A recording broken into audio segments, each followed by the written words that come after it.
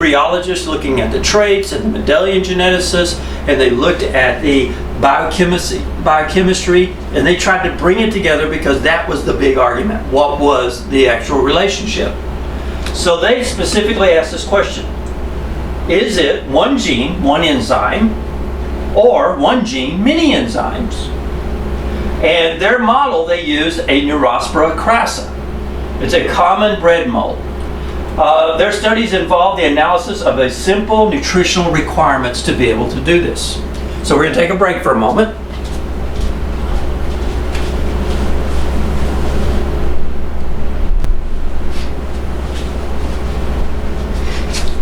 Okay, we're back. Let me get started here.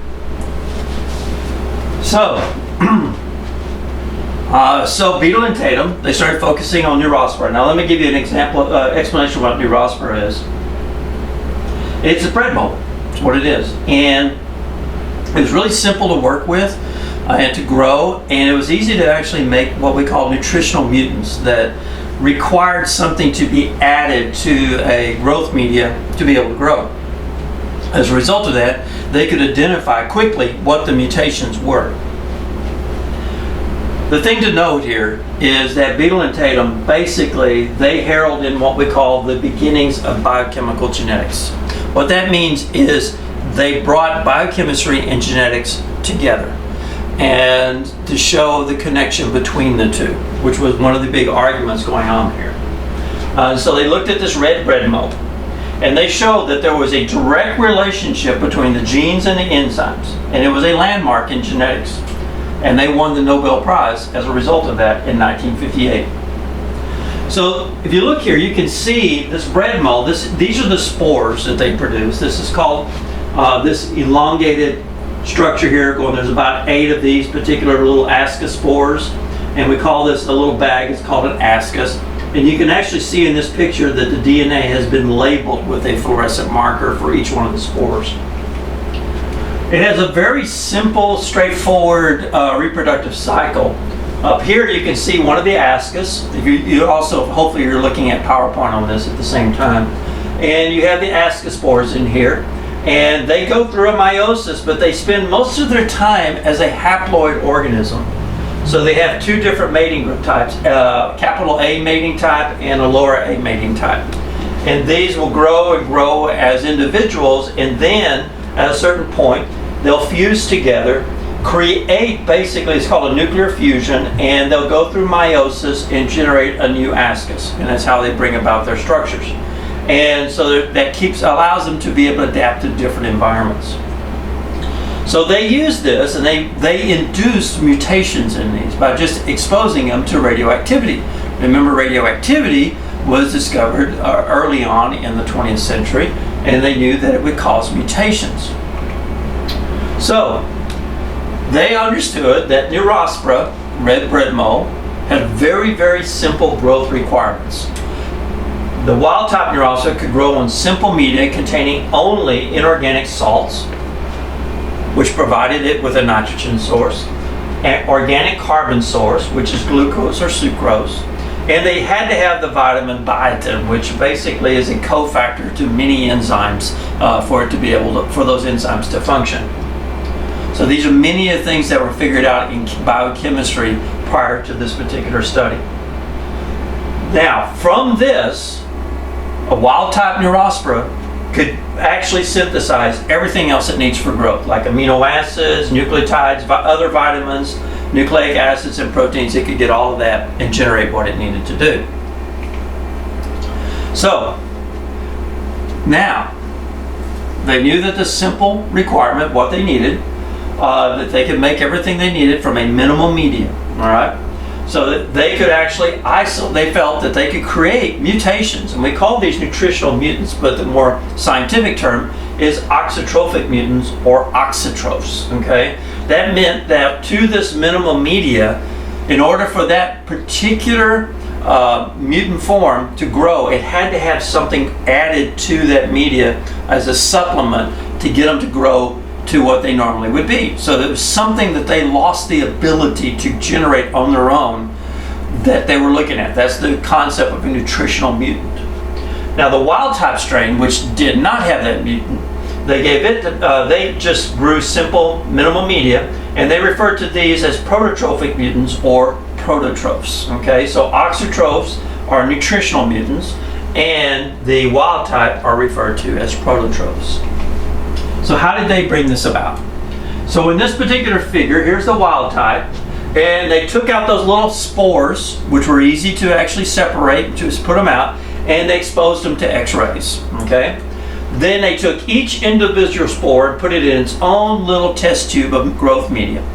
Now this particular media right here, in order to get enough of these things, they added everything into it, just everything. It's not minimal media, it is complete media is what we call it. That means amino acids, everything is added to it. So that way they can overcome any type of mutational block to the ability of the cells to grow. All right. Then they isolated the fruiting bodies that we just saw a picture of, isolated the individual spores from those, and then they put them in complete media to grow them up again. So this represents individual spores here. Then from each test tube, they transferred spores to minimal media. So from this test tube to this test tube, they transferred those spores to there to see if there was an impact to their ability to grow. When they saw one, which is represented in this tube, that had no growth, when they saw that, then they said, okay, let's see what's going on here. So they went back, grabbed this one, and then added it to 4 new tubes. One is a complete media, which is the positive control for growth. When they did this experiment, if you remember, I told you about controls, that you always had to include a positive and a negative control to be able to interpret the actual experiment. So the positive control here is reflective of their ability to grow in complete media. The negative control here, which is in minimal media, is reflective of their inability to grow in minimal media.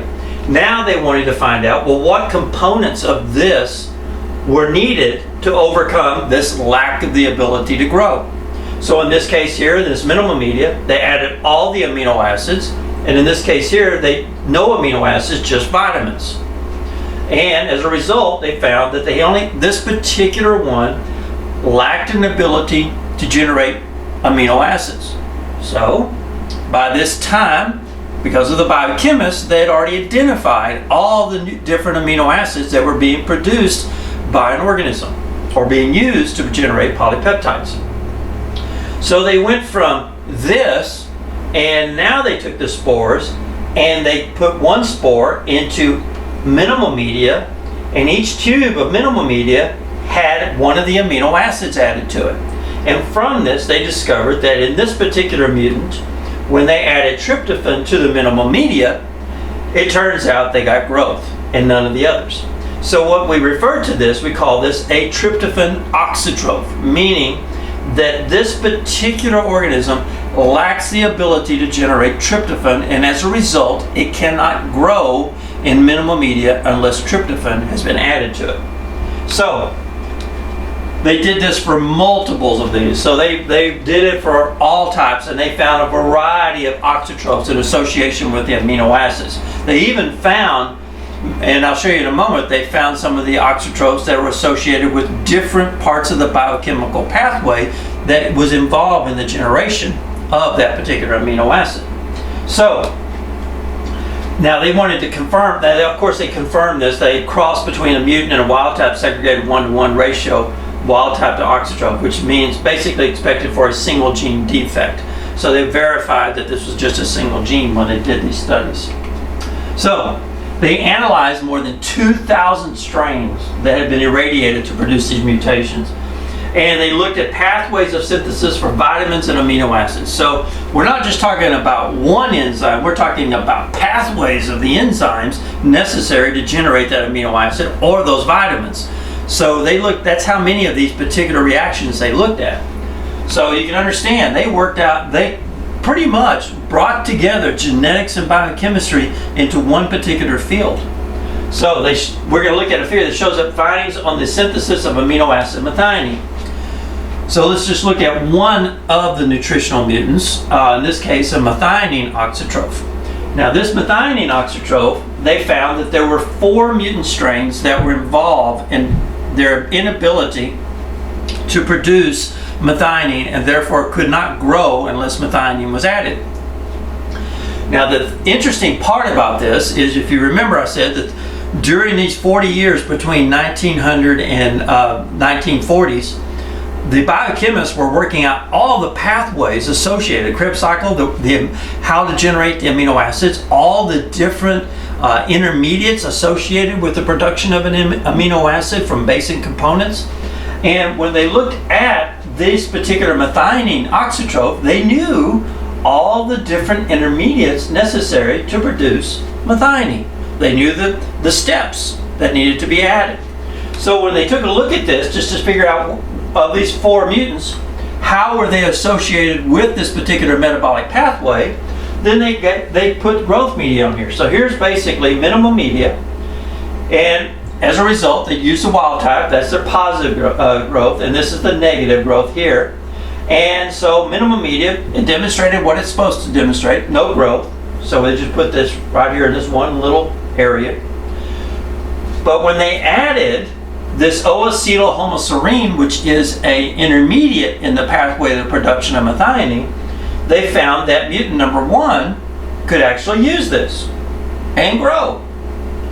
In another one, they found that when they added this particular one, cystathione, they found that not only did mutant 1 grow, but mutant number 2 grew. When they added homocysteine, which is the next one in the pathway, they found that not only 1 and 2 mutants grew, but number 3 grew. And when they finally added methionine, all 4 mutants grew. Now you take this in consideration, this was the actual chart that they looked at here. Here's the wild type, and here were the 4 different mutants. And they found that when they added these guys in here, the positive represents growth. So you can see with the wild type, when you added the nothing and then you added all the different intermediates to it, you got a positive growth.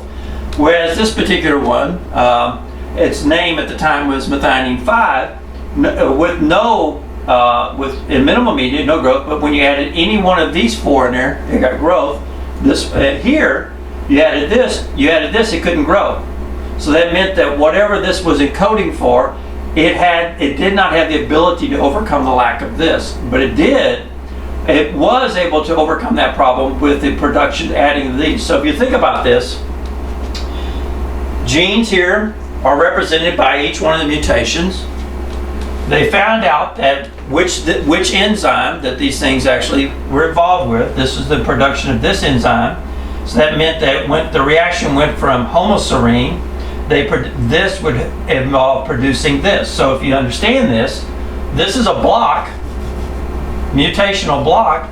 It can't produce anything here if this is all it's got.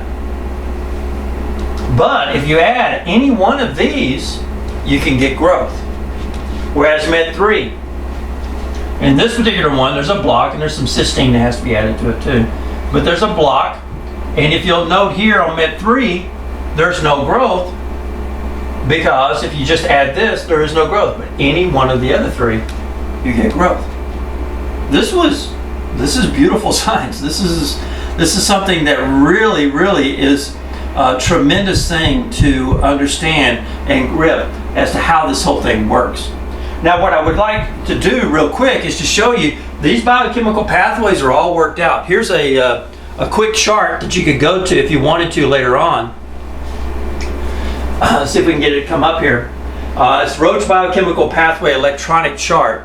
And I'm just showing you this real quick. Basically, let me pull it over there.